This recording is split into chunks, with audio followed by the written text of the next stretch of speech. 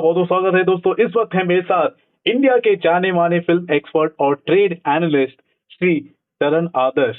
अगर किसी भी फिल्म की बात की जाए, वो हिट है या फिर सुपर हिट है या फिर कोई भी वर्डिक्ट हो, तरन सर का रिव्यू काफी मैटर करता है दोस्तों।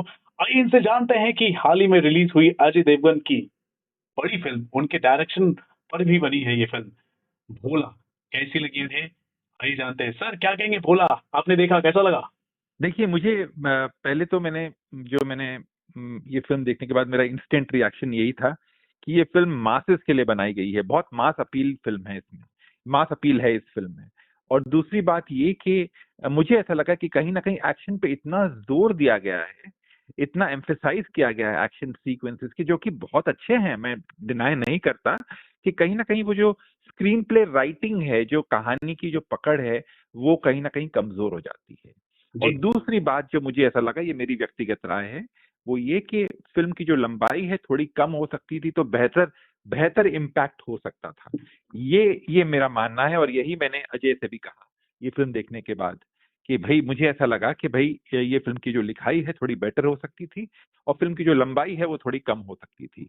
बट अगेन, ये मासेस को ध्यान में रख के बनाई गई है, और ये आप और मैं शायद एज क्रिटिक इस पे ज्यादा गौर करेंगे कि इसकी लंबाई कैसी है, इसकी लिखाई कैसी है। बट जो आम आदमी है, जब वो एक पैसा वसूल एंटरटेनर देखता है, तो ये चीजें वो शायद उतनी वो अहमियत नहीं देते जितनी कि उनको ये देखते हैं कि भाई उन्हें वो 2-2.5 घंटे में मजा आ रहा है कि नहीं आ रहा है। जी। और ये मासेस के लिए इस फिल्म में बहुत कुछ है, खासकर एक्शन सीन्स के लिए। आफ्टर अ लॉन्ग टाइम मैं कहूंगा एक out and out action film आई है, जो शुरुआत से लेकर एंड तक। और ऐसा भी नहीं कि कुछ कुछ भी एक्शन बताया गया है दर्शकों को एक्शन फिल्म के लिए, बट हम्म। इसमें बहुत बहुत ही मेहनत की गई है एक्शन सीक्वेंसेस पे।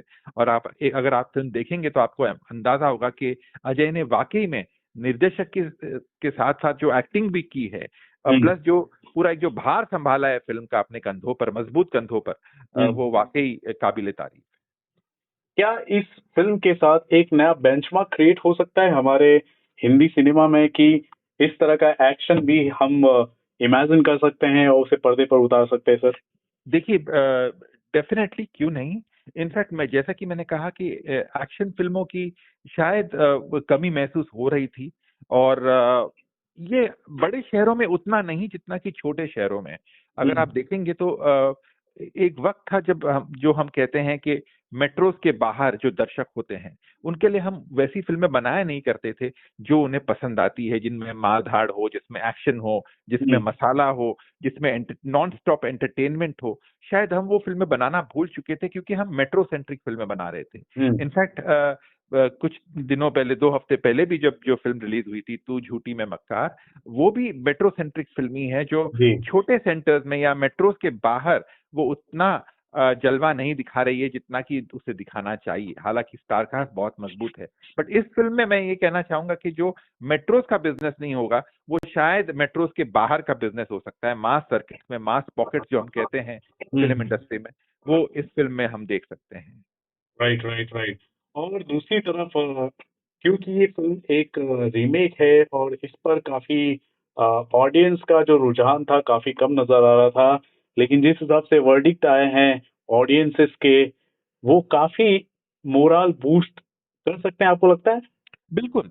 देखिए क्या है, ये बात तो आप डिनाई नहीं कर सकते कि जब एक फिल्म रीमेक होती है तो ऐसे कई दर्शक होते हैं, आप भी होंगे, मैं भी हूं, उनमें से शामिल हूं, जिन्होंने ओरिजिनल फिल्में देखी हैं। ऐसे दर्शकों का एक ऐसा वर्ग होगा जिन्होंने ओरिजिनल फिल्म देखी है, और शायद वो उनका जो रुझान होगा, या उनका जो एक बोलते हैं ना कि उनका जो इंटरेस्ट लेवल होगा, वो इस फिल्म में शायद कम हो, क्योंकि वो जानते हैं कि फिल्म क्या है और कैसी, मतलब कहानी किस मोड़ पे जाती है। हम्म। बट मैं ये कहना चाहूंगा कि अजय ने थोड़े बहुत उसे कहते हैं ना कि अपने अजय ने अपना टच दिया है। और जो हम्म। एक्शन सीक्वेंसेस हैं, वो बहुत लार्जर देन लाइफ है। अगर आप एक्शन सीक्वेंसेस देखेंगे इस फिल्म के, तो ऐसा महसूस होगा कि वाकई मतलब अजय ने जान डाल दी है उन एक्शन सीक्वेंसेस में। जिस तरह से उन्होंने वो एक्शन सीन्स विजुअलाइज किए हैं, और जो एग्जीक्यूट किया है, मतलब जो सोचा है और जिस तरह उसे पर्दे पर उतारा है, बहुत मेहनत लगती है उसके लिए, और मेहनत के साथ साथ बहुत पैसे लगते हैं, क्योंकि एक्शन फिल्में जब बनती हैं तो वो उनमें बहुत ज्यादा खर्चा होता है as compared to a love story, या शायद एक फैमिली ड्रामा को अगर आप कंपेयर करेंगे तो एक्शन फिल्में ज्यादा महंगी होती है, क्योंकि उनको शूट करने में बहुत वक्त भी लगता है। और जिस तरह से जो एक्शन इस फिल्म में आप देखेंगे वो तो वाकई बहुत महंगा है।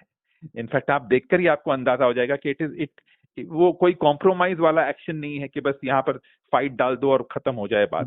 बहुत मेहनत की गई और बहुत जिस तरह से शूट किया गया है, वो मैं ज्यादा रिवील नहीं करना चाहूंगा क्योंकि वो स्पॉइलर हो जाएगा। जिन्होंने फिल्म नहीं देखी है उनका शायद मजा किरकिरा हो जाएगा, बट आप फिल्म देखेंगे तो आपको अंदाजा होगा कि वाकई में मेहनत बहुत की गई है, खासकर एक्शन सीक्वेंसेस में। राइट। जिस हिसाब से फिल्म की एडवांस बुकिंग चल रही थी, काफी कम चल रही थी एक्सपेक्टेशन के हिसाब से, हाँ यानी जी। इसका मेन कारण यही था। ज्यादातर लोगों से मैंने पूछा, मेन कारण यही था कि फिल्म जो है एक पॉपुलर फिल्म की रीमेक है, और रीमेक फिल्में बहुत बन रही, इसलिए शायद इसका जो एडवांस बुकिंग काफी कम था।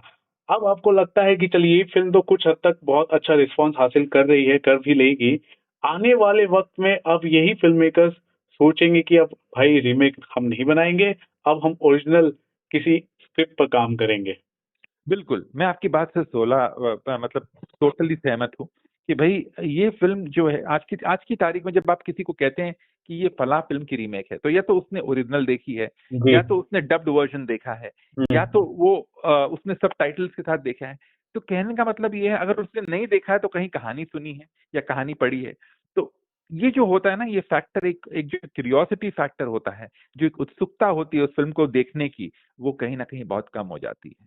और रीमेक का आजकल जिस तरह से नेगेटिविटी है रीमेक्स के खिलाफ और रीमेक्स को लेकर, वो कहीं ना कहीं दर्शकों को ऑटोमेटिकली उस फिल्म से दूर कर देती है आने वाले दिनों में।